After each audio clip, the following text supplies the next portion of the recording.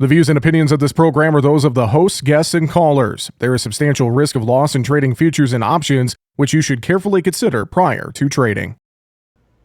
Well, as we continue to work our way through the growing season, let's get an agronomic update from Illinois. Joining us, AgriGold agronomist Nick Frederking is with us here on the program. Nick, it is good to talk with you again. It has been a while. Hope all is well. It's all good, Jesse. How are you doing? Hey, I am doing great as we work through this growing season. I know a lot of good-looking crops in many areas of the Corn Belt, Nick. Well, I know as well weather conditions, have been pretty favorable here with timely rains and more, but I know with those timely rains, that could give us some potential disease pressure, things of that nature. I guess just for starters, how are things looking in your neck of the woods this growing season, Nick?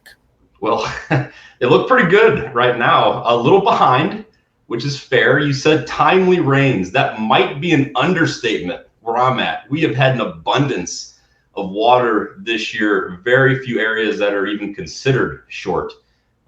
But yeah, things look really good right now, Jesse. Things are starting to pollinate right now. So we're, a month, 2 months away from finishing this crop out. Well, let's talk about, you mentioned just the way things have been in your area, maybe too much rain in some spots, and just talk to us about disease pressure in general. I know certain weather conditions are more favorable for various diseases. And what are some things you're keeping an eye out for right now in Illinois? Yeah, so there is a lot on the radar right now as we're going through tassel and pollination. This is where a lot of those foliar diseases tend to show up. There's common diseases every year like gray leaf spot, northern corn leaf blight. Those harbor themselves in the soil, so they're here every year. We're very aware of those. But the more regional diseases like southern rust and tar spot are also showing up in a big way this year. But there's one thing, in my area that growers may not be thinking about with all the other pressure going on, and that is the fusarium and potential crown rot that could have infected way back in the spring. With all the rain that we had, that is an advantageous environment for fusarium crown rot.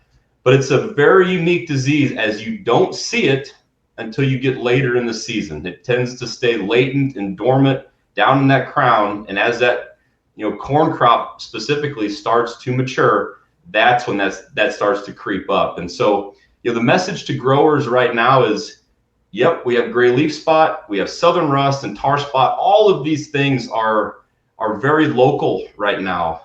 But if we let those get out of hand, there's going to be some unseen diseases that also start to take shape and take this corn crop down with it. Well, and you mentioned a lot of those things that I would say need to be top of mind, not just for growers in your area in Illinois, but really across the Corn Belt. Talk about just some of these things that are top of mind and why, I would think scouting is extremely important right now, Nick. Yeah, scouting is got to be done this time of year. First, we talk about gray leaf all the time. We know that that's there. We can apply a fungicide and protect from that. So that's table stakes, in my opinion. It's just a given. But the two things that we are thinking about right now would be, first, southern rust. That's a unique pathogen in itself because it doesn't live, in the central Illinois corridor there because it gets too cool in the winter. It relies on tropical storms and weather to bring it up from the south. And today, it is confirmed as far north as Iowa. That's a big chunk of the corn acres. So we know that it's plenty far north. And as the days progress and the corn progresses, those confirmed counties throughout the Midwest are popping up like wildfire. So southern rust needs to be scouted for, absolutely. Another disease that we're looking at is tar spot. And I think by now most growers are aware of how bad tar spot can be. This is a disease that traditionally started up in the northwest in that Iowa area. Well, today it's confirmed as far south as down in Kentucky. And we know more about that disease today than we ever have. Once that's in your field, those spores and that inoculum stay there. as long as they like, right? So tar spots here, we're just waiting on those right conditions. And to that point, this is why we have to scout, because the conditions for southern rust have been here already. We've had the higher temperatures, the higher humidity, and plenty of moisture to boot. Southern rust is going to pop off here in the next couple of weeks. I fully anticipate that. Tar spot needs a few different conditions, right? It needs to be a little bit cooler with a lot of moisture and that high humidity. And if you look at the forecast, a lot of the Midwest is going to be subject to that temperature falling here in the following week. So I expect the environmental conditions to favor tar spot as well as southern rust pressure being here. So, to wrap all that up, Jesse, as we're pollinating now, we've got a good 60 days left to fill out this grain. And once those diseases are here, you don't take them away. So it's really important that growers be proactive in scouting and managing those diseases with fungicide. Let's talk about that. You went exactly where I was thinking we would go and talk about fungicides. I mean, how important can those be in protecting yield? Especially, I know a lot of producers really looking hard at their bottom line, their ROI, and more this season. So how important are fungicides now, next year, and beyond, Nick? I'm going to say they are critically important. Critically important. There's some years where I understand completely. If the margins are tight and the disease pressure isn't there, maybe we can waive a fungicide here or there. I know years ago it used to be, it pays sometimes, it doesn't pay all the time. But today, as the biology and the diseases have changed on us, they morph to what we're combating them with. It is even more important today to use those fungicides, and all this disease pressure is very present across the Midwest. So with pressure like that and a long way to go until harvest, this year a fungicide is going to be critical. What about next year? Obviously, we can't make any changes to our corn hybrid selection for 2025, but we can certainly take a look at things as we get into 2026. And I know a lot of growers are already thinking about some of those decisions for next year. So how important is that hybrid selection to protect yields? Well, hybrid selection is where it all starts, right?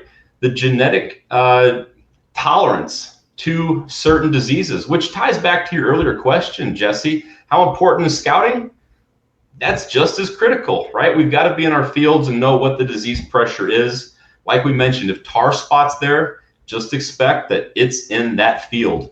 The next time we plant corn, that corn is going to be subject to tar spot. So first, selecting the right hybrid with a genetic tolerance to those diseases is important. But then as you think about those fungicide pieces, the same idea stays, right? If we know we have a history of this disease or that disease, we've got to be able to manage through it. So you always start with your hybrid and that genetic tolerance, and then follow it up with a good fungicide program that addresses those specific disease issues. Great stuff as always, Nick. Any final thoughts on keeping that corn crop healthy? Anything you would leave producers with here today? Yeah, I just think it's very important that we scout the fields. Here in Southern Illinois, we are just now starting to pollinate. So we've got a good 60 days to finish this crop out. And it's important to be proactive with disease management. By the time you see it, just recognize that disease has been in the plant 2 or 3 weeks. So keep scouting, stay proactive, and get those fungicide applications on. And if folks have questions, Nick, I know they could reach out to their local AgriGold agronomist, retailer, representative, online, et cetera, et cetera. There's a lot of ways to get in touch, isn't there? A lot of ways to get in touch. We've got the website online at agrigold.com, and you've got a local AgriGold rep somewhere in your geography. Always appreciate the insight. Nick Frederking, AgriGold agronomist in Illinois. Thanks for joining us on the program. Until next time, we'll wish you a great rest of the week, Nick. Thanks for joining us. Always a pleasure, Jesse. Thank you. Make sure to subscribe to the Market Talk YouTube channel. You can watch our latest interviews with top market analysts in the country, find bonus content, and much more. It's easy. Just go to youtube.com/@MarketTalkAg and hit the subscribe button. Or you can search for Market Talk Ag on YouTube.